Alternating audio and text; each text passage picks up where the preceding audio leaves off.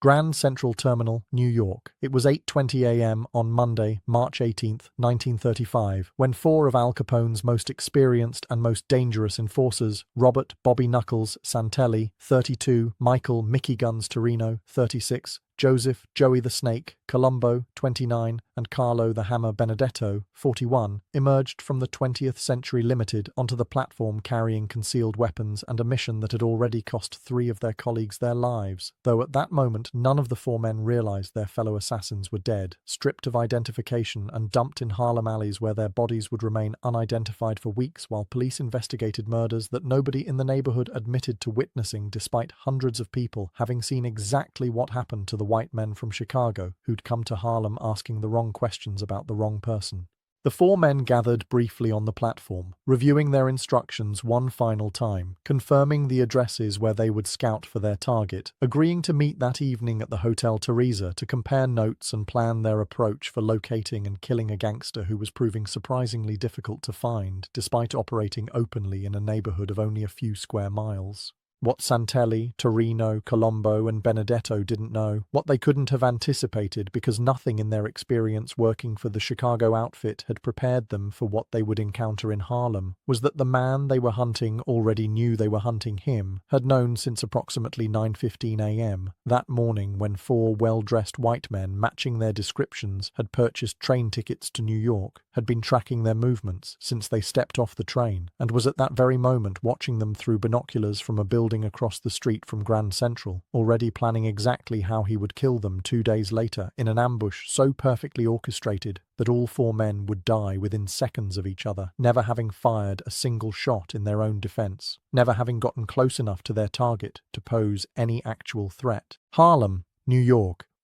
It was 11:47 post-meridium on Thursday, March 14, 1935. When the first of Al Capone's 17 hired killers stepped off the 20th Century Limited at Grand Central Terminal, carrying nothing but a leather suitcase, a loaded .45 caliber pistol concealed beneath his wool overcoat, and instructions that had been delivered to him personally by Frank Nitti in a smoke-filled back room of the Lexington Hotel in Chicago exactly 72 hours earlier.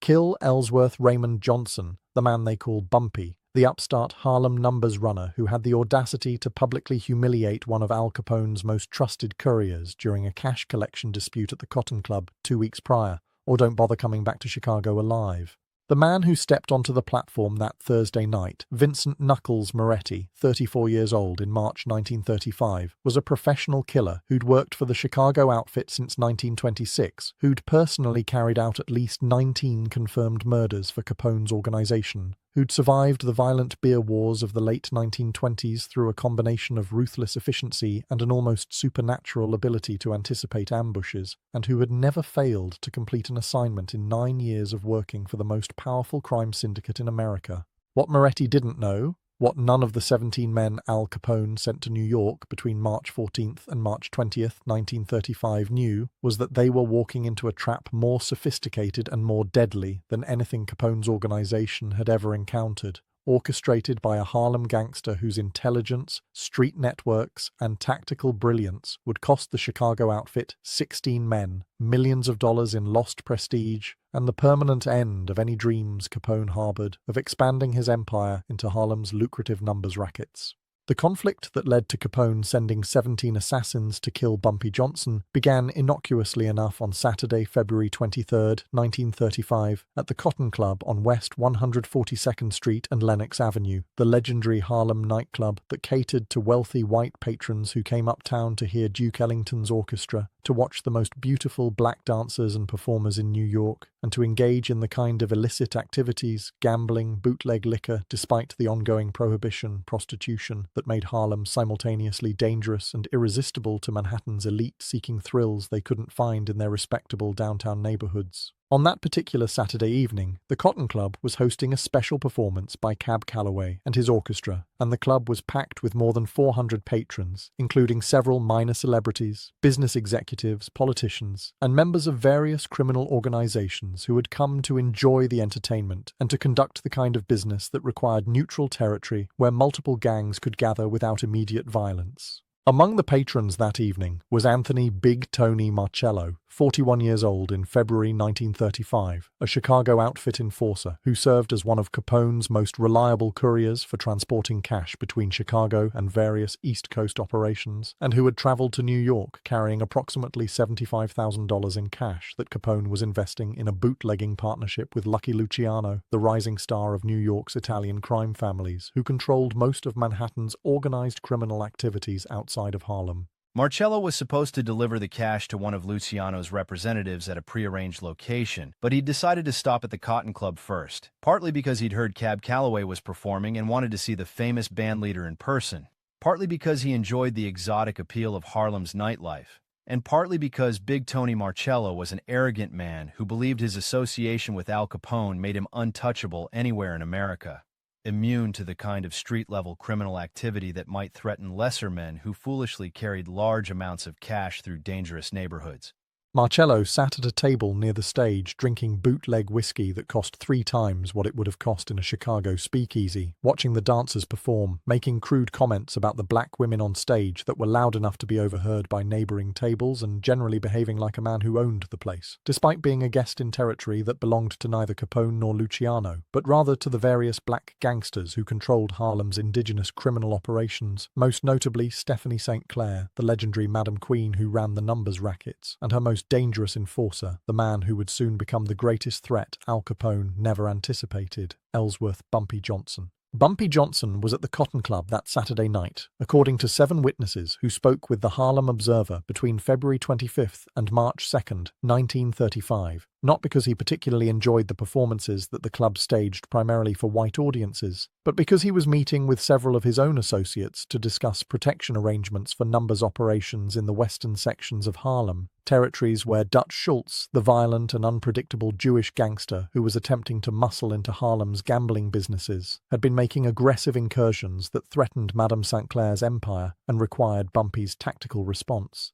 Johnson, 29 years old in February 1935, was already developing the reputation that would eventually make him the most powerful black gangster in American history, a man whose intelligence was matched only by his willingness to use extreme violence when necessary, who had killed at least 12 men by that point in his career, who had survived multiple assassination attempts by Dutch Schultz's organization, and who was fiercely protective of Harlem as territory that belonged to black gangsters and that should not be surrendered to white criminals from downtown Manhattan or Chicago or anywhere else, regardless of how powerful those organizations might be. The confrontation between Marcello and Johnson occurred at approximately 1:15 ante-meridiem on Sunday, February 24, 1935, according to witnesses present in the Cotton Club that night. Marcello, who was drunk by that point, having consumed at least 8 glasses of whiskey over the course of 4 hours, according to estimates from the bartender who served him, decided he wanted to use the men's restroom, which was located near the back of the club, past the tables where Bumpy Johnson and his associates were conducting their meeting. As Marcello walked toward the restroom, his gait unsteady from alcohol consumption, he accidentally bumped into the back of the chair where William "Bub" Hewlett, 38 years old in February 1935, one of Bumpy's most trusted lieutenants and a notorious street fighter who had been working with Johnson since the late 1920s, was sitting. The collision was minor, barely enough to jostle Hewlett's chair, but Marcello, instead of apologizing or simply continuing to the restroom, made a comment that witnesses described as both racist and deliberately provocative. "Watch where you put your chair," he reportedly said, his voice loud enough to be heard by everyone at nearby tables. "This ain't your club, it's white folks' club, and you colored boys are just the entertainment. You should show more respect to your betters." According to Rebecca Hartford, 42 years old in February 1935, a Cotton Club waitress who witnessed the confrontation and who spoke with the Observer on February 25th, the atmosphere at Bumpy Johnson's table changed instantly from casual business discussion to deadly tension. Hewlett stood up, his hand moving toward the knife he always carried, but before he could respond to Marcello's insult, Bumpy put a hand on Hewlett's arm and said, in a voice that witnesses described as calm and almost friendly, despite the underlying menace everyone present could detect, "Let me handle this." Bumpy then addressed Marcello directly, with elaborate politeness that made the insult he was about to deliver even more cutting. "Sir, I believe you're confused about where you are. This is Harlem, not Chicago. And in Harlem, we don't tolerate disrespect from visitors, especially drunk visitors who don't know enough to mind their manners when they're in someone else's territory." I suggest you apologize to my friend, finish your business here, and catch the next train back to whatever sewer you crawled out of. What happened next, according to multiple witnesses, was a display of arrogance and stupidity that would ultimately cost Marcello his life, cost Al Capone 16 of his best men, and permanently end any chance of the Chicago outfit expanding operations into Harlem. Marcello, apparently not recognizing Bumpy Johnson, apparently not understanding the danger he was in, apparently believing that his association with Capone made him immune to consequences in any American city, laughed in Bumpy's face and said, "According to witnesses, you threatening me? You know who I work for? I work for Al Capone, the most powerful man in America. He owns half of Chicago. He's got judges and cops and politicians in his pocket. He's killed more men than you've probably even met. You're just some Harlem street punk running numbers for colored folks. If Al Capone wanted this whole neighborhood shut down tomorrow, he could make it happen with one phone call. So why don't you sit down, keep your mouth shut, and be grateful I don't have my boss send some real gangsters up here to teach you people your place?" The silence that followed Marcello's statement was, according to witnesses, absolute and terrifying. The band continued playing, the dancers continued performing on stage, but at the tables surrounding Bumpy Johnson's position, everyone stopped talking, stopped drinking, stopped moving, waiting to see how Johnson would respond to being threatened, insulted, and publicly disrespected by a Chicago gangster who had just made the catastrophic mistake of invoking Al Capone's name as if it carried weight in territory that Bumpy Johnson considered his to protect. Bumpy stood up slowly, walked around the table until he was standing directly in front of Marcello, close enough that Marcello could smell the cologne Bumpy always wore, close enough that witnesses could see the expression on Bumpy's face, which several people described as a smile that was more frightening than any display of anger could have been, and said in a voice that was conversational and almost gentle, despite the words he was speaking, "Tell you what, since you work for such a powerful man, since Al Capone is so important and so dangerous, I'm going to give you a choice. You can apologize to my friend right now for bumping into his chair and insulting him, and I'll let you leave here with all your fingers and all your teeth. Or you can continue being disrespectful, and I'll take the $75,000 I know you're carrying in that suitcase, the money you're supposed to deliver to Lucky Luciano's people tonight, and I'll send it back to Al Capone with a message explaining that Harlem isn't Chicago, and that if he wants to do business in New York, he needs to teach his people how to show respect to the local operators." How Bumpy knew about the cash Marcello was carrying, how Bumpy knew about the deal between Capone and Luciano, has been a subject of speculation among organized crime historians for decades. According to Theodore Green, the Harlem attorney who later represented Johnson in various legal matters and who spoke with the Observer on March 18, 1935, Bumpy maintained an intelligence network throughout New York that rivaled anything the police or the federal government had developed. Bumpy had sources in every major hotel, every major nightclub, every train station, every important location where gangsters might gather or conduct business. When Big Tony Marcello checked into the Teresa Hotel on January 22nd, carrying a heavy suitcase and asking questions about how to get to the Cotton Club, Bumpy's network reported it within hours. When Marcello met with one of Luciano's representatives at a restaurant on January 23rd to confirm the delivery schedule, Bumpy's sources overheard the conversation and reported the details. By the time Marcello walked into the Cotton Club on February 23rd, Bumpy already knew who he was, how much money he was carrying, who he worked for, what his business in New York involved, and most importantly, how arrogant and careless Marcello was, which made him an ideal target for the kind of public humiliation that Bumpy used to establish his authority and to send messages to other organizations about the cost of disrespecting Harlem's indigenous gangsters. Marcello, confronted with Bumpy's knowledge about the cash and the deal with Luciano, and confronted with the fact that he was surrounded by Bumpy's associates in a club where he had no backup and no protection, made what witnesses described as an extremely poor decision. He reached inside his coat, apparently intending to draw the pistol he carried in a shoulder holster, apparently believing he could threaten or even shoot Bumpy and escape the situation through violence. He never got the gun clear of the holster. According to witnesses, Bumpy moved with speed that seemed impossible for a man who'd been standing casually just seconds before,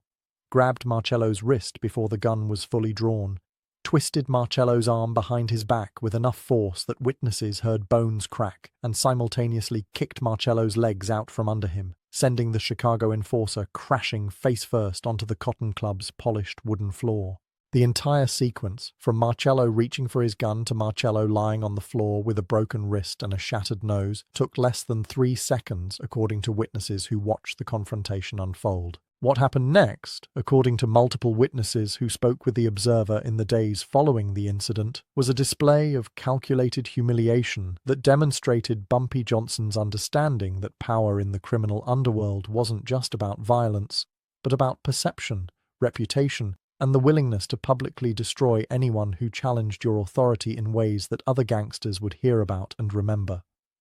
Bumpy ordered his associates to search Marcello, and they removed the pistol, removed the leather suitcase containing the $75,000 in cash, removed Marcello's wallet containing his identification and additional cash, removed even Marcello's expensive watch and diamond ring, leaving the Chicago enforcer lying on the floor with nothing but his clothing and his injuries. Bumpy then addressed the entire Cotton Club, speaking loudly enough that everyone in the venue, patrons, performers, staff, could hear every word he said. "This man," Bumpy announced, pointing at Marcello, who was struggling to sit up despite his broken wrist and bleeding nose, came to Harlem representing Al Capone, representing Chicago, and he thought that meant he could disrespect the people who actually live here, the people who actually run things here, the people who've built these businesses and protected these neighborhoods, while Chicago gangsters were still trying to figure out how to run speakeasies without killing each other every week. He thought Al Capone's name would protect him in Harlem. He was wrong. I'm taking his money, all $75,000 that Capone sent him to deliver to Lucky Luciano, and I'm keeping it as payment for the disrespect he showed to my people, and I'm sending him back to Chicago with a message for Al Capone. Harlem isn't for sale, Harlem isn't part of your empire, and if Al Capone has a problem with that, he's welcome to come to Harlem personally and discuss it with me. Until then, any of Capone's people who come to this neighborhood better show proper respect, or they'll end up like this fool, beaten, robbed, and humiliated in front of 400 witnesses. Bumpy then had his associates drag Marcello out of the Cotton Club and dump him on the sidewalk outside, where he was discovered approximately 20 minutes later by a police officer who called an ambulance to transport him to Harlem Hospital for treatment of his injuries. According to hospital records obtained by the Observer, Marcello was treated for a broken wrist, a fractured nose, 2 broken ribs from where he'd hit the floor, multiple contusions, and what the attending physician described as extreme psychological distress, manifesting as incoherent rambling about revenge and what would happen when his boss found out what had happened to him. Marcello was released from the hospital on February 25th, immediately took a train back to Chicago, and according to sources within the Chicago outfit who spoke with the Observer on condition of anonymity, arrived at the Lexington Hotel on February 26th, looking like he'd been beaten with a baseball bat, still wearing the same clothes he'd been wearing at the Cotton Club because Bumpy's people had stolen everything else, including his suitcase and his money, and carrying a message that he was terrified to deliver but that he knew would result in his death if he tried to conceal it. Al Capone needed to know that a Harlem gangster named Bumpy Johnson had robbed him of $75,000, had publicly humiliated one of his top enforcers, and had sent a message that Chicago had no authority in Harlem and should stay out of New York's black neighborhoods if Capone valued the lives of his men. Wednesday, February 27th, 1935. You're telling me some colored gangster in Harlem took my money and disrespected my organization. Al Capone, 36 years old in February 1935, was already past the peak of his power by that point in his criminal career, though he remained the most feared and most recognized gangster in America, a man whose organization controlled illegal alcohol, gambling, prostitution, and various other criminal enterprises throughout Chicago and the Midwest, a man who'd ordered the deaths of hundreds of rivals during the beer wars of the late 1920s. A man whose name was synonymous with organized crime at a level that made him simultaneously famous and despised, celebrated in some circles and hunted by federal agents who'd finally found a way to prosecute him through tax evasion charges that would ultimately send him to prison in 1932, though in February 1935 he was still nominally in control of the Chicago outfit despite the increasing attention from law enforcement. Capone listened to Marcello's account of what had happened at the Cotton Club with an expression that witnesses later described as frighteningly calm, the kind of calm that anyone who knew Capone recognized as more dangerous than any display of rage. Because when Al Capone was calm in the face of disrespect or betrayal, it meant he was already planning exactly how he would destroy whoever had crossed him.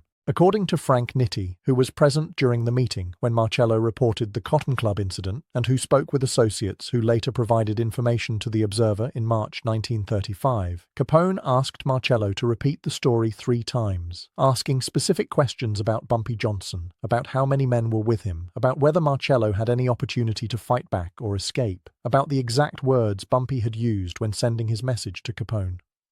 When Marcello finished his 3rd recounting of the incident, Capone dismissed him from the office, then turned to Nitti and the other senior members of the Chicago outfit who were present and said, according to multiple sources, this Harlem gangster, this Bumpy Johnson, just made the biggest mistake of his life. Nobody robs Al Capone. Nobody disrespects the Chicago outfit. Nobody sends me messages telling me I don't have authority in any American city. I don't care if he's in Harlem or Timbuktu, I'm going to send a message back that'll make every gangster in America understand what happens when you steal from me. I want Johnson dead. I want him killed in a way that's public and brutal enough that every other upstart criminal in every other city knows better than to even think about crossing Al Capone. The decision to send not one assassin, not a small team, but 17 separate killers to murder Bumpy Johnson was, according to organized crime historians who later studied the incident, both a demonstration of how seriously Capone took the disrespect and a catastrophic miscalculation based on Capone's fundamental misunderstanding of Harlem, of Bumpy Johnson's capabilities, and of the territorial advantages that Johnson possessed in his home neighborhood that would nullify every advantage Capone's organization normally enjoyed through superior numbers and firepower.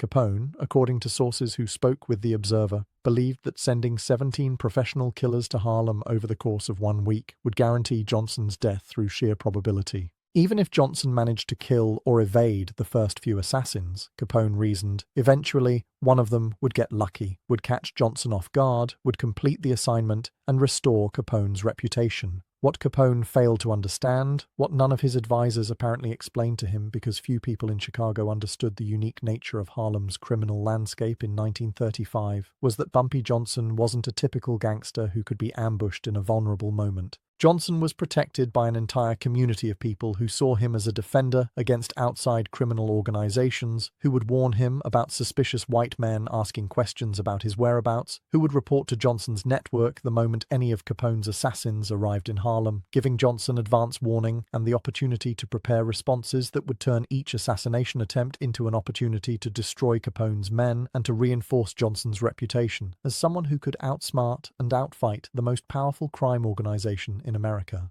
The 17 men Capone selected to kill Bumpy Johnson were, according to Chicago outfit records that later became available to historians, among the most experienced and successful assassins in Capone's organization, men who had collectively killed more than 100 people in the service of Chicago's criminal empire, men who had survived the violent beer wars and the brutal internal conflicts that had characterized organized crime in Chicago throughout the 1920s and early 30s. The men were sent to New York in small groups, arriving on different trains on different days between March 14th and March 20th, 1935, each man traveling under a false name, each man carrying different weapons ranging from pistols to shotguns to knives to even brass knuckles for close-quarters combat, each man having been briefed separately by Frank Nitti about Bumpy Johnson's appearance, known associates, favorite locations and behavioral patterns that Capone's intelligence network had gathered through sources in New York, though, as events would prove, Capone's intelligence was both outdated and incomplete compared to the real-time information Johnson's own network provided about every movement the Chicago assassins made from the moment they arrived in New York.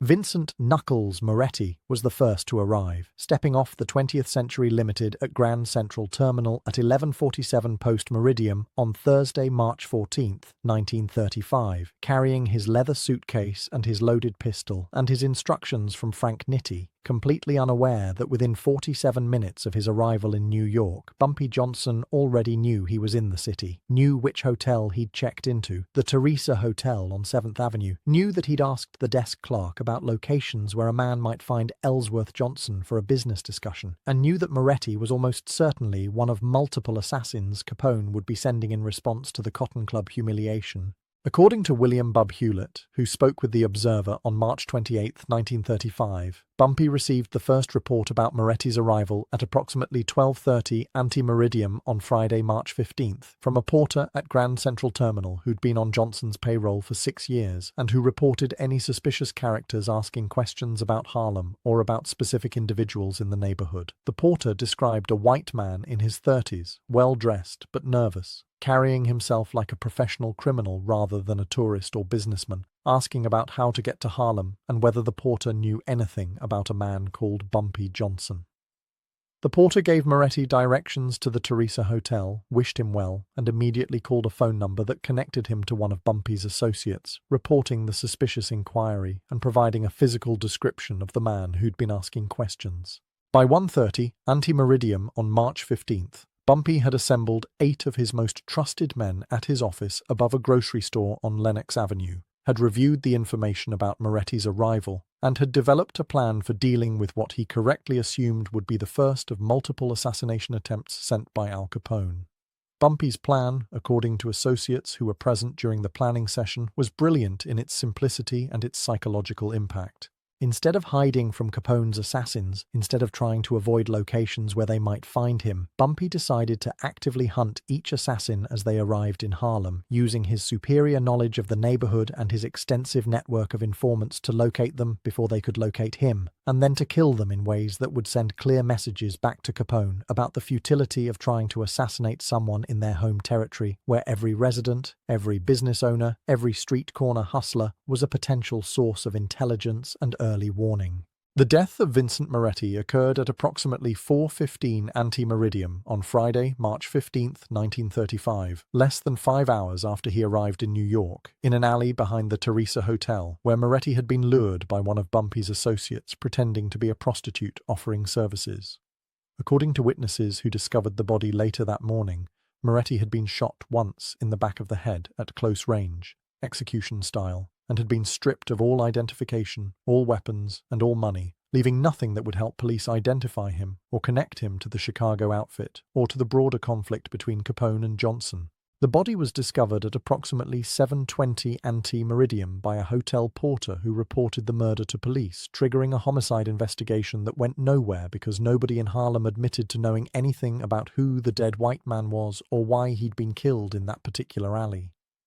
According to Theodore Green, Bumpy made sure the body would be discovered in a location where police would investigate, because Johnson wanted Capone to eventually learn that his assassins were dying, but Johnson didn't want to make it too easy or too obvious, preferring instead to let Capone gradually realize that every man sent to kill Bumpy Johnson was vanishing in Harlem without a trace, creating psychological pressure and uncertainty that would be more damaging to Capone's reputation than any single act of violence could achieve. The second and third assassins arrived together on Friday evening, March 15th, 1935. James "Jimmy the Knife" DeMarco, 40 years old, and Patrick "Paddy Fists" O'Brien, 37 years old, both experienced Chicago enforcers who'd worked together for Capone since the late 1920s, checked into a boarding house on 135th Street at approximately 8:30 post-meridium, asking the landlady if she knew where they might find a man named Bumpy Johnson, explaining that they were businessmen from Chicago, interested in discussing potential opportunities with Mr. Johnson, a story that the landlady pretended to believe while mentally composing the phone call she would make to one of Johnson's associates within minutes of the two men heading upstairs to their room. DeMarco and O'Brien were experienced enough to take precautions, according to later analysis by organized crime historians. They didn't sleep in the same room they'd rented, instead taking positions in a vacant room across the hall where they could watch the door to their official room and ambush anyone who tried to attack them during the night. They took turns sleeping so that one of them would always be awake and alert. They positioned their weapons, a shotgun and 2 pistols, within easy reach. They did everything professional assassins were supposed to do to protect themselves in unfamiliar territory while waiting for an opportunity to locate and kill their target. What DeMarco and O'Brien didn't account for, what they couldn't have accounted for given their lack of familiarity with Harlem and with Bumpy Johnson's methods, was that Johnson had no intention of attacking them in the boarding house. According to Hewlett, Bumpy's philosophy was never to fight on ground the enemy had prepared, never to attack when the enemy expected attack, and never to take unnecessary risks when patience and superior intelligence could create opportunities for easy kills that required minimal exposure. Bumpy knew where DeMarco and O'Brien were staying. Bumpy knew they were watching their room. Bumpy knew they would be alert and dangerous at night. So Bumpy did nothing on Friday night, allowing them to stay awake watching a room where nothing happened, allowing them to exhaust themselves maintaining security protocols that proved unnecessary, allowing them to become complacent when the expected attack never materialized. Saturday morning, March 16th, 1935, DeMarco and O'Brien left the boarding house at approximately 9:40 ante-meridium, having spent an uncomfortable night staying alert for an attack that never came, and began walking through Harlem asking questions about Bumpy Johnson's whereabouts, visiting various businesses and clubs and pool halls where Johnson was known to spend time, showing Johnson's photograph that they'd obtained from Chicago outfit intelligence sources, offering money for information about where they could find their target. According to multiple witnesses who spoke with the Observer between March 23rd and March 30th, 1935, every person DeMarco and O'Brien approached with questions about Bumpy Johnson gave them false information, sent them to wrong addresses, directed them to locations where Johnson hadn't been in weeks, and immediately reported the two suspicious white men to Johnson's network, providing detailed descriptions of their appearance, their weapons, and their stated intentions. By noon on Saturday, Bumpy knew exactly where DeMarco and O'Brien had been, what questions they'd been asking, what information they'd been given, and most importantly, he knew they would be returning to the boarding house that evening, frustrated and tired after spending all day searching unsuccessfully for a man who'd been following their movements from a safe distance the entire time. The deaths of DeMarco and O'Brien occurred at approximately 6:45 post-meridium on Saturday, March 16th, as they were walking back to the boarding house after a fruitless day of investigation. According to witnesses who observed the incident from windows overlooking the street, two cars pulled up alongside DeMarco and O'Brien on 137th Street between Lenox and 7th Avenue, a relatively quiet residential block where few people were outside at that particular moment.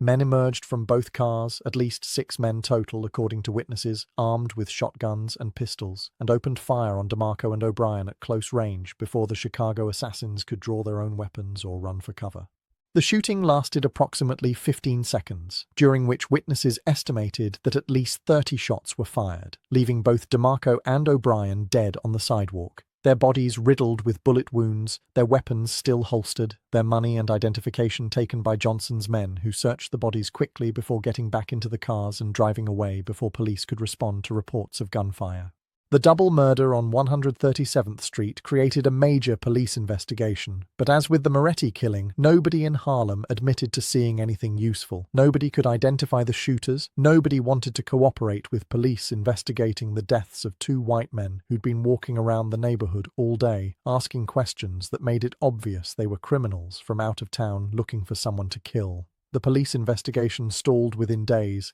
classified as an unsolved gang killing that would remain open but inactive in departmental files. According to Theodore Green, this was exactly what Bumpy wanted. Police attention that wouldn't lead anywhere, media coverage that would report the deaths without understanding their significance, and most importantly, news that would eventually reach Al Capone in Chicago, informing him that 3 of his 17 assassins were dead within 48 hours of arriving in Harlem, killed by an organization that was better informed, better prepared, and more ruthless than Capone had anticipated. Monday, March 18th, 1935, brought the 4th through 7th assassins to New York. Robert Bobby Knuckles Santelli, 32 years old, Michael Mickey Guns Torino, 36 years old, Joseph Joey the Snake Colombo, 29 years old, and Carlo the Hammer Benedetto, 41 years old, arrived on the morning train from Chicago at 8:20 ante-meridium, checking into the Hotel Teresa as businessmen visiting New York for legitimate purposes, spending Monday afternoon separately scouting locations where Bumpy Johnson had been reported to conduct business, gathering in one of their hotel rooms Monday evening to compare notes and plan their approach for locating and killing a target who had so far proven extremely elusive.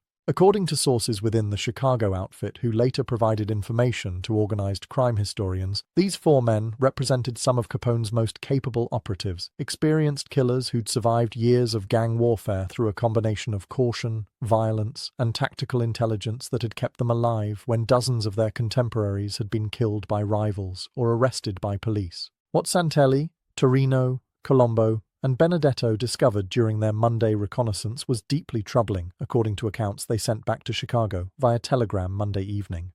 Every person they approached with questions about Bumpy Johnson either claimed not to know who he was, or gave them obviously false information, or told them that Johnson had left New York weeks earlier and wasn't currently in Harlem, or became hostile and suggested the four white men leave the neighborhood before something unfortunate happened to them.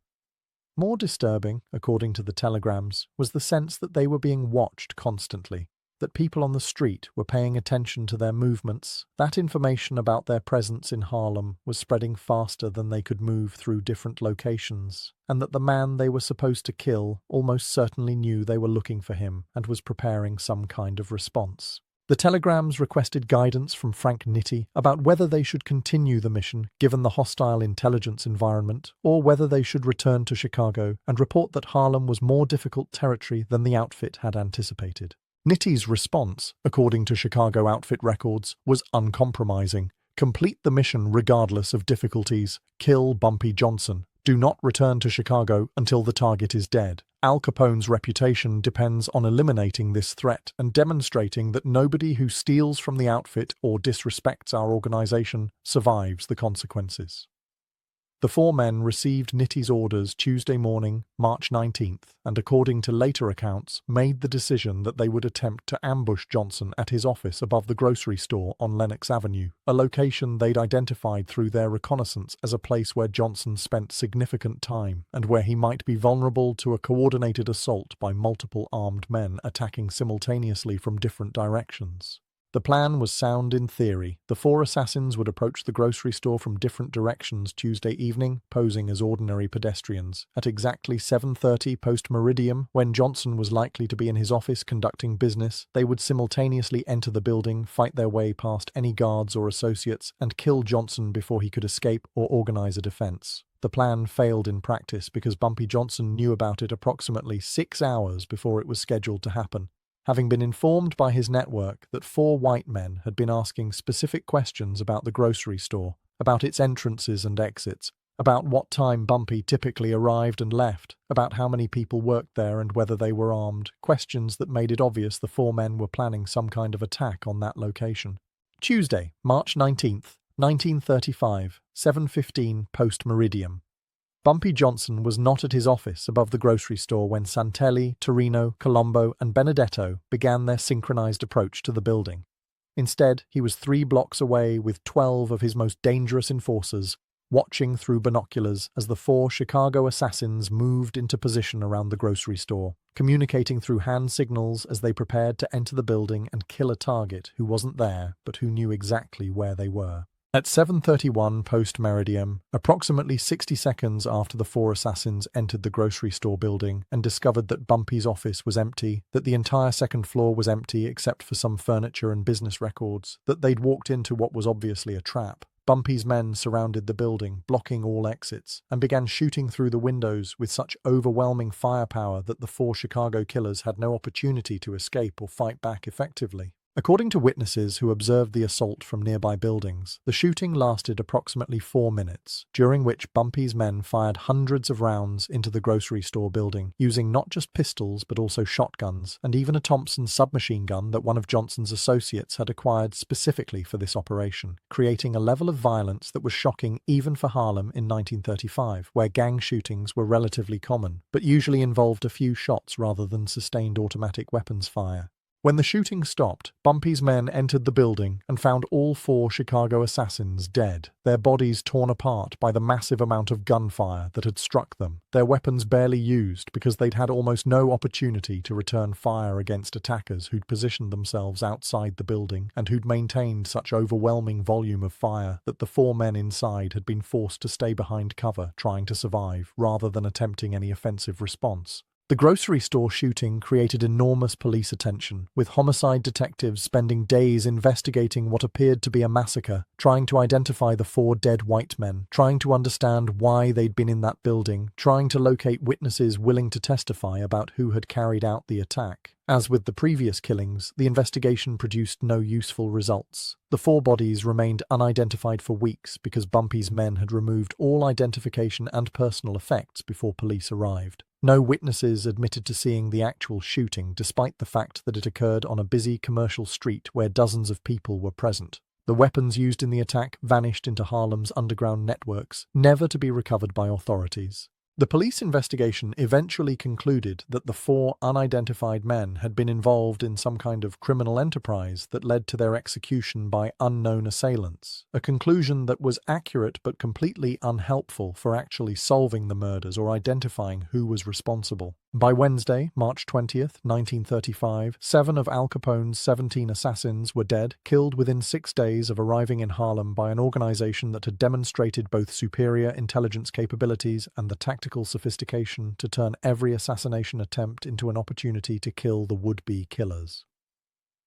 According to sources in Chicago who later spoke with the Observer, Frank Nitti began receiving fragmentary reports Wednesday morning about men who'd been sent to kill Bumpy Johnson but who'd stopped communicating, about telegrams that were no longer being answered, about concerns from the remaining assassins who were in New York but who were reporting that the situation in Harlem was far more dangerous than they'd been led to believe. Nitti apparently attempted to keep information about the failures from reaching Capone immediately, hoping that some of the remaining 10 assassins would manage to complete the mission and restore the outfit's reputation before Capone learned how badly the operation was failing. The remaining 10 assassins were in New York by Wednesday evening, having arrived in smaller groups throughout the week, and Nitti sent urgent communications Wednesday night instructing them to coordinate their efforts to work together as a unified team rather than as individual operators to use their combined strength and experience to locate and kill Bumpy Johnson before the situation deteriorated further. The 10 men, according to later accounts, met at a warehouse on the Lower East Side that was controlled by associates of Lucky Luciano, who were sympathetic to the Chicago outfit's desire to eliminate Johnson, despite the fact that Luciano himself had reached an accommodation with Johnson after Dutch Schultz's death and preferred to maintain stable relationships with Harlem's indigenous criminal operators rather than starting new wars. The 10 remaining assassins were, according to Chicago outfit records, Antonio "Tony the Blade" Ricci, 38 years old, an expert with knives who'd killed at least 15 men in close-quarters combat; Charles "Charlie" Boxcar Morgan, 42 years old, a former railroad worker who'd become one of Capone's most reliable enforcers for dealing with labor disputes; Giovanni "Johnny the Hammer" Rossini, 33 years old, a brutal killer known for using hammers and blunt instruments to beat victims to death; Marco the Mauler Bellini, 39 years old, a massive man who stood 6 feet 4 inches tall and weighed over 260 pounds, skilled in bare-handed fighting and known for crushing opponents with his physical strength; Salvatore Sally Gunshots Romano, 31 years old, an expert marksman who'd killed at least a dozen men with precise long-distance rifle shots; Edward Eddie the Torch Gallagher, 35 years old, an arson specialist, who'd burned down buildings and killed people by trapping them in structures he'd set ablaze; Francis Frankie Bones Morello, 40 years old, a sadistic torturer who enjoyed inflicting pain and who'd been involved in numerous kidnappings and executions; Leonard Lenny the Ape Caruso, 37 years old, another physically imposing enforcer known for extreme brutality; Vincent Vinnie Deadeye Scarpetti, 34 years old, a calm and methodical killer who approached murder as a professional craft requiring precision and planning; and Albert Albie the Rat DeLuca, 29 years old, the youngest of the group but also one of the most vicious, having killed his first man at age 17 and having murdered at least 20 people by age 29. These 10 men represented, according to organized crime historians, approximately 1% of the Chicago outfit's total enforcement capacity, but a much higher percentage of its most experienced and dangerous killers, men who'd survived years of gang warfare during Chicago's most violent period, men who Capone believed could accomplish together what 7 individual assassins or small groups had failed to accomplish separately. The plan the 10 men developed Wednesday night was to ambush Bumpy Johnson at the Cotton Club on Thursday evening, March 21st, using information that Johnson frequently visited the club on Thursday nights to collect protection payments and to meet with various associates. The 10 assassins would position themselves throughout the Cotton Club, pretending to be ordinary patrons enjoying the entertainment, and would wait for Johnson to arrive. Once Johnson was inside and distracted by whatever business he was conducting, the 10 men would simultaneously draw their weapons and kill Johnson, along with anyone who tried to protect him, overwhelming any resistance through sheer firepower and numbers. What the 10 Chicago assassins didn't know What they couldn't have known, because the information was kept secret until years later, was that Bumpy Johnson's network had penetrated the warehouse meeting on Wednesday night through an informant who was present during the planning session, who listened to the entire strategy discussion, and who reported every detail to Johnson within 2 hours of the meeting concluding. By Thursday morning, March 21st, Bumpy knew that 10 assassins were planning to attack him at the Cotton Club that evening, knew what time they would arrive, knew that they planned to position themselves throughout the venue, and knew that they intended to kill him through overwhelming firepower. Armed with this information, Johnson developed what associates later described as the most audacious and psychologically devastating response of the entire conflict with the Chicago outfit. Thursday, March 21st, 1935, 8:45 post-meridium. The Cotton Club was crowded with approximately 300 patrons enjoying performances by Duke Ellington's orchestra, completely unaware that 10 Chicago assassins were scattered throughout the venue, sitting at different tables, standing at the bar, positioned near exits, all watching the entrance and waiting for Bumpy Johnson to arrive so they could kill him in the most public and violent display possible. At 8:53 post-meridium, the lights in the Cotton Club suddenly went dark, plunging the venue into complete blackness, cutting off Duke Ellington's performance mid-song, triggering confusion and alarm among patrons who couldn't understand what had happened to the electricity. In the darkness, according to witnesses who survived what happened next, gunshots erupted throughout the Cotton Club, muzzle flashes creating brief moments of illumination that revealed scenes of chaos and violence as Bumpy Johnson's men, who had been positioned throughout the venue disguised as waiters, bartenders, and musicians, opened fire on the 10 Chicago assassins whose positions had been identified earlier in the day through Johnson's intelligence network. The shooting in the dark lasted approximately 90 seconds, during which more than 200 rounds were fired according to later police estimates based on bullet holes and recovered casings, creating panic among innocent patrons who dove under tables or ran toward exits trying to escape the gunfire without understanding who was shooting at whom or why the Cotton Club had suddenly become a battlefield. When the lights came back on at 8:56 post-meridium, controlled by one of Bumpy's associates who'd cut the power deliberately to create cover for the ambush, the Cotton Club was a scene of absolute carnage. All 10 Chicago assassins were dead or dying, their bodies sprawled across tables, slumped against walls, collapsed on the dance floor, riddled with bullet wounds from the concentrated fire that Bumpy's men had directed at them during the 90-second blackout. Several innocent patrons had been wounded by stray bullets, though miraculously nobody except the 10 intended targets had been killed, a fact that witnesses attributed to Bumpy's insistence that his men focus their fire only on the Chicago killers and avoid shooting randomly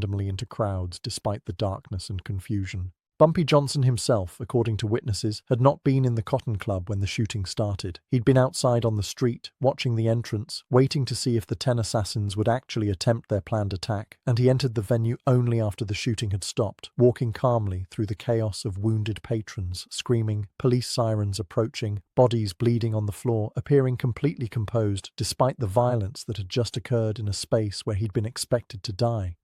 According to Rebecca Hartford, the Cotton Club waitress who'd witnessed the original confrontation between Bumpy and Big Tony Marcello,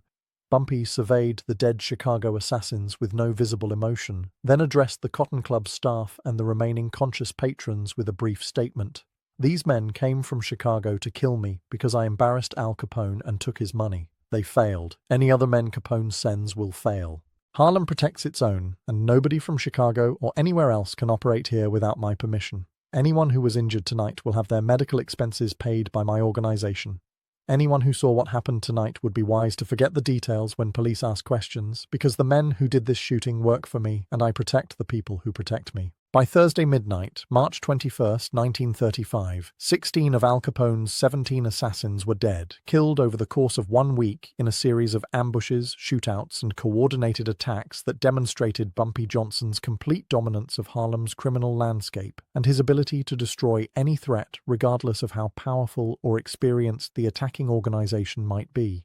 The 17th assassin, according to accounts that emerged later, never attempted to kill Bumpy Johnson at all, having witnessed enough of what happened to his colleagues to understand that the mission was impossible and that returning to Chicago alive was more important than dying for Al Capone's wounded pride. The 17th assassin was Tommy Careful Benedetti. 39 years old in March 1935, a Chicago outfit enforcer whose nickname derived from his reputation for cautious planning and his refusal to take unnecessary risks, traits that had kept him alive through years of gang warfare that had killed many of his less careful associates. Benedetti arrived in New York on Tuesday, March 19th, checked into a hotel in Midtown Manhattan rather than Harlem, and spent several days observing the neighborhood from a safe distance, trying to gather information about Bumpy Johnson's whereabouts and routines without exposing himself to the kind of detection that had gotten his colleagues killed. What Benedetti observed during his reconnaissance convinced him that the mission was suicidal, that Bumpy Johnson controlled Harlem so completely that any assassination attempt would be detected and neutralized before it could succeed, and that returning to Chicago and reporting this reality to Al Capone was preferable to dying uselessly in New York. According to sources who later spoke with organized crime historians, Benedetti made contact with Bumpy Johnson on Friday, March 22nd, through intermediaries, requesting a meeting to discuss a matter of mutual interest. The meeting occurred that afternoon at a restaurant in Harlem where Benedetti, according to witnesses, explained to Johnson that he'd been sent by Al Capone to kill him, but that after observing what had happened to 16 other assassins, Benedetti had decided that personal survival was more important than completing an impossible mission. Benedetti proposed a deal. He would return to Chicago and deliver a message to Capone personally. A message directly from Bumpy Johnson, explaining the situation and clarifying the terms under which Capone should consider the matter settled. In exchange, Johnson would allow Benedetti to leave New York alive and would provide information that Benedetti could use to explain to Capone why 16 professional killers had failed to complete their assignment.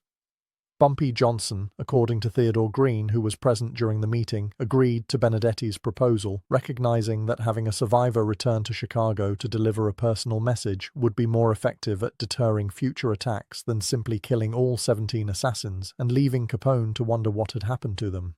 The message Johnson sent through Benedetti was, according to multiple sources, carefully crafted to be both diplomatic and threatening, acknowledging Capone's power while making clear that power didn't extend to Harlem and that any future attempts to challenge Johnson's authority in his home territory would result in the same outcome that had just cost the Chicago outfit 16 experienced men. The message, as recorded by associates who heard Johnson dictate it, read as follows: Mr. Capone, I respect your organization and your reputation. Chicago belongs to you, and I would never presume to challenge your authority in your territory. But Harlem belongs to me. When your man Tony Marcello came to the Cotton Club and disrespected my people, I responded the way any man would respond to protect his reputation and his authority. I took the money he was carrying because disrespect has costs, and I sent him back to you with a message that apparently wasn't clear enough. You responded by sending 17 men to kill me. 16 of them are dead now, killed by my organization in my neighborhood where I have advantages you can't overcome no matter how many men you send. The 17th man, Thomas Benedetti, is alive only because he was smart enough to realize the mission was impossible and because I'm allowing him to return to Chicago to deliver this message personally. Consider this matter settled. I keep the $75,000. You accept that Harlem is my territory, not yours, and that I won't tolerate Chicago operators conducting business here without my permission. If you accept these terms, there will be no further conflict between our organizations. If you send more men to kill me, they will die, just like the first 16 died, and eventually you'll run out of men before I run out of ammunition and home field advantage. Choose wisely, Mr. Capone. Harlem isn't Chicago, and I'm not someone you can intimidate or eliminate through violence. Sincerely, Ellsworth Bumpy Johnson. Thomas Benedetti left New York on Sunday, March 24, 1935, carrying Bumpy Johnson's written message, carrying detailed information about how 16 Chicago assassins had been killed through superior intelligence and tactical planning, and carrying the personal understanding that Bumpy Johnson was far more dangerous and far more intelligent than anyone in the Chicago outfit had anticipated. Benedetti arrived in Chicago on Monday, March 25th, went directly to the Lexington Hotel, and requested an immediate meeting with Al Capone to deliver information about the New York operation that required Capone's urgent attention. According to sources present during the meeting, Capone listened to Benedetti's account with increasing anger and disbelief, unable to accept that 16 of his best men had been killed by a Harlem gangster he'd dismissed as an upstart who could be eliminated through overwhelming force.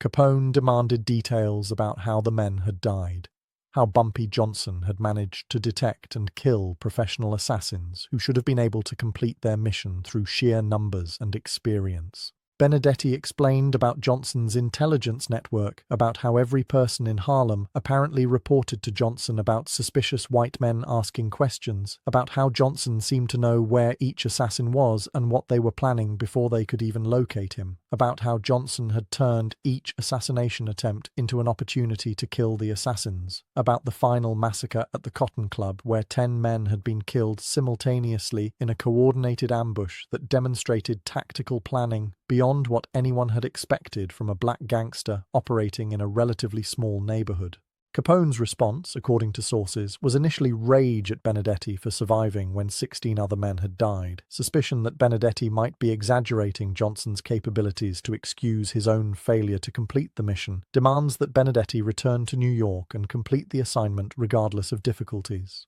But as Benedetti provided more details, showed Capone the written message from Johnson, explained the practical realities of trying to operate in hostile territory where the target controlled all intelligence and had unlimited support from the local population, Capone's anger gradually shifted from Benedetti to a broader understanding that the situation in Harlem was fundamentally different from anything the Chicago outfit had encountered before. According to Frank Nitti, who spoke with associates years later about the meeting, Capone eventually accepted that continuing to send assassins to Harlem would only result in more deaths and more damage to the outfit's reputation, that Bumpy Johnson had demonstrated capabilities that made him genuinely dangerous despite operating in a relatively small territory, and that the $75,000 lost to Johnson was a painful but manageable cost compared to the potential costs of an extended conflict that the outfit might not win. Capone decided, according to Nitti, to let the matter drop, to accept Johnson's message that Harlem was off-limits to Chicago operations, and to focus the outfit's attention on territories where they could operate more successfully without facing the kind of intelligence networks and community support that made Johnson nearly impossible to kill in his home neighborhood. The decision to end the conflict was never publicly announced, never formalized through any written agreement, but became apparent through the Chicago outfit's actions over the following weeks and months. No additional assassins were sent to kill Bumpy Johnson. No attempts were made to retaliate for the deaths of 16 Chicago enforcers. The $75,000 remained with Johnson, representing both a financial loss and a symbolic acknowledgement that Johnson had won the conflict and established his authority over Harlem in ways that even Al Capone had to respect. The Chicago outfit continued operating in various cities across America, but Harlem remained firmly under Bumpy Johnson's control, protected from outside criminal organizations through the combination of intelligence, violence, and community support that Johnson had demonstrated so effectively during the week when he destroyed Capone's assassination attempts. The long-term consequences of the failed assassination campaign were significant for both organizations. For Al Capone and the Chicago outfit, the loss of 16 experienced enforcers in a single week represented both a practical reduction in their operational capabilities and a psychological blow to their reputation as the most powerful criminal organization in America. Other criminal organizations, observing that Capone had failed to eliminate a Harlem gangster despite sending 17 assassins, became less intimidated by Chicago's threats and more willing to resist outfit expansion into their territories. Capone's image as an unstoppable force in American organized crime suffered permanent damage, contributing to the broader decline of his influence that culminated in his imprisonment for tax evasion in 1932 and his eventual death from syphilis-related complications in 1947. The 16 men who died in Harlem were replaced eventually, but the lesson of their deaths, that superior numbers and experience meant nothing against superior intelligence and home field advantage, was never forgotten within the outfit. For Bumpy Johnson, the successful defense against Capone's assassination attempts established his reputation as not just a dangerous local gangster, but as someone capable of outsmarting and outfighting the most powerful criminal organization in America. The story of how Johnson killed 16 Chicago assassins in 1 week spread throughout the American underworld, making Johnson's name known far beyond Harlem, creating a legend that would sustain his authority for decades, and that would make other criminal organizations extremely cautious about challenging him in his territory. Johnson used the $75,000 taken from Tony Marcello to expand his numbers operations, to strengthen his intelligence networks, and to provide benefits to the Harlem community that reinforced his position as both a criminal and a protector of black interests against outside exploitation. The Cotton Club Massacre, as the March 21st shooting became known in Harlem, created enormous police pressure to solve the murders of 10 unidentified white men who'd been killed in one of the neighborhood's most prominent entertainment venues. But, as with the previous killings of Chicago assassins, the investigation produced no useful results. Nobody admitted to witnessing the actual shooting, despite 300 people being present in the club when the lights went dark. Nobody could identify the gunman, despite the fact that they'd been working as Cotton Club employees for days leading up to the attack. No weapons were recovered, no witnesses were willing to testify. The investigation remained open for years, but never produced arrests or indictments, becoming another unsolved gang killing in a city where such murders were unfortunately common during the 1930s. According to Reverend James Mitchell, a Harlem minister who knew Bumpy Johnson personally and who spoke with The Observer in April 1935, the Cotton Club Massacre became a source of pride within the black community, not because of the violence itself, but because it demonstrated that black gangsters could defend their territory against white criminal organizations that had historically treated black neighborhoods as territories to be exploited without resistance. The fact that Bumpy had outsmarted Al Capone, had killed 16 Chicago enforcers, had sent a clear message that Harlem wasn't for sale, resonated with people who'd spent their lives being told that white power was absolute and unchallengeable. Bumpy became a folk hero, the man who stood up to Al Capone and won, the man who proved that intelligence and local knowledge could overcome superior resources when the fight was on home ground. Margaret Holbrook, the social observer who'd witnessed the original Cotton Club confrontation between Bumpy and Tony Marcello, offered a different perspective when interviewed by The Observer on April 3, 1935. The fact that Bumpy Johnson could kill 16 men in 1 week, could orchestrate the Cotton Club Massacre, could outsmart the Chicago outfit so completely, demonstrates both his brilliance and the fundamental lawlessness that characterized Harlem in the 1930s. The police couldn't protect anyone from organized crime. The federal government wasn't interested in protecting black neighborhoods from white criminals. So people like Bumpy filled the vacuum, protecting their communities through violence that was horrifying but arguably necessary given the alternatives.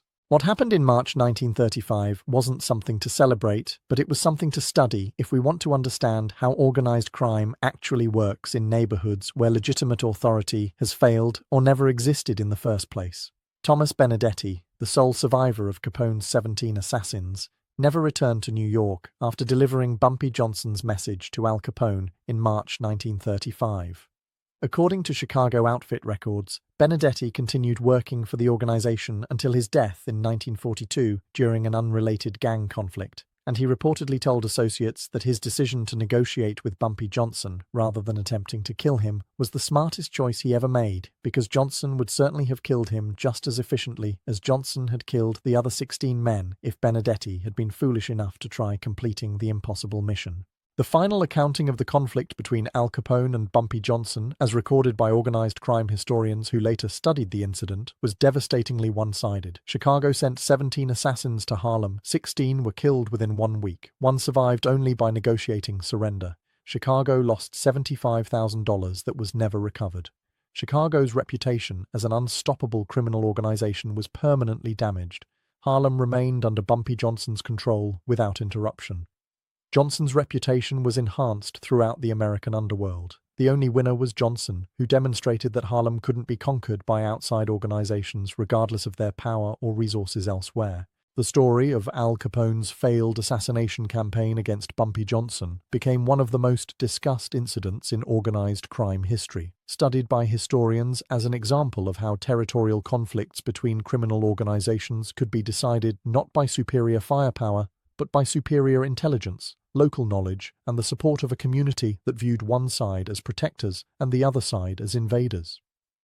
The story was told and retold in Harlem for decades, becoming part of the neighborhood's collective memory about the time when their champion defeated America's most famous gangster, when Bumpy Johnson proved that black gangsters could compete with white crime syndicates on equal terms and win decisively when fighting on ground they controlled. Bumpy Johnson never publicly discussed the details of how he killed 16 Chicago assassins in March 1935. When contacted by The Observer requesting comment for this story, Johnson declined through his attorney Theodore Green, who issued a written statement on March 30, 1935.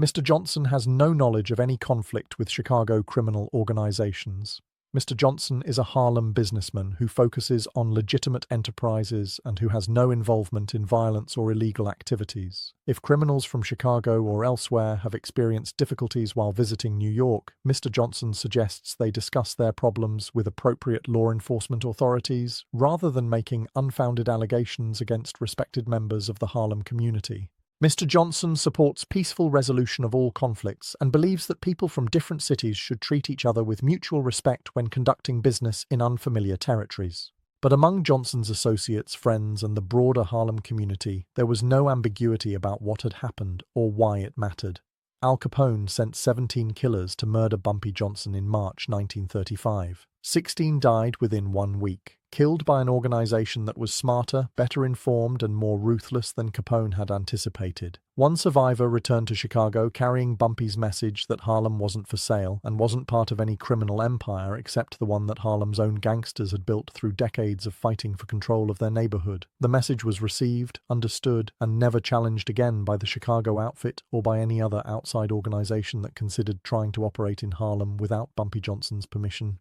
The Cotton Club reopened 2 weeks after the massacre, after extensive repairs to bullet damage and after the management implemented new security procedures designed to prevent similar incidents. Duke Ellington returned to perform, the dancers returned to the stage, the wealthy white patrons returned to enjoy Harlem's exotic entertainment, and the club continued operating successfully until it closed in 1940. But everyone who worked at the Cotton Club, everyone who performed there, everyone who patronized the venue after March 21, 1935, understood that the club existed only because Bumpy Johnson allowed it to exist, that Harlem's entertainment industry operated under Johnson's protection, and that anyone who threatened that arrangement would face the same fate as the 16 Chicago assassins whose bodies had been carried out of the Cotton Club that Thursday night, when the lights came back on and revealed the price of challenging Bumpy Johnson in his home territory. The lesson Al Capone learned, the lesson that Thomas Benedetti carried back to Chicago in March 1935, the lesson that spread throughout American organized crime in the months and years following the failed assassination campaign, was simple and absolute. Bumpy Johnson couldn't be killed in Harlem. His intelligence networks were too extensive, his tactical planning was too sophisticated, his community support was too strong, his willingness to use extreme violence was too demonstrated. Any organization that wanted to operate in Harlem had to work with Bumpy or stay out of Harlem entirely, because the alternative was what happened to Capone's 17 assassins, 16 deaths, and 1 humiliating surrender, broadcast to every gangster in America as proof that even the mighty Chicago outfit couldn't defeat a Harlem gangster who controlled his territory completely and who refused to bow to any power except his own judgment about what was best for his neighborhood and his organization. That was the real message of March 1935. The message that defined Bumpy Johnson's legacy for the next 33 years until his death in 1968. Harlem protected its own. Bumpy protected Harlem. And anyone who forgot those facts, anyone who came to Harlem thinking their power elsewhere meant power in that particular neighborhood, learned the lesson the hard way. The way 16 Chicago assassins learned it during 1 week when Al Capone discovered that sending killers to murder Bumpy Johnson was easy, but bringing those killers home alive was impossible.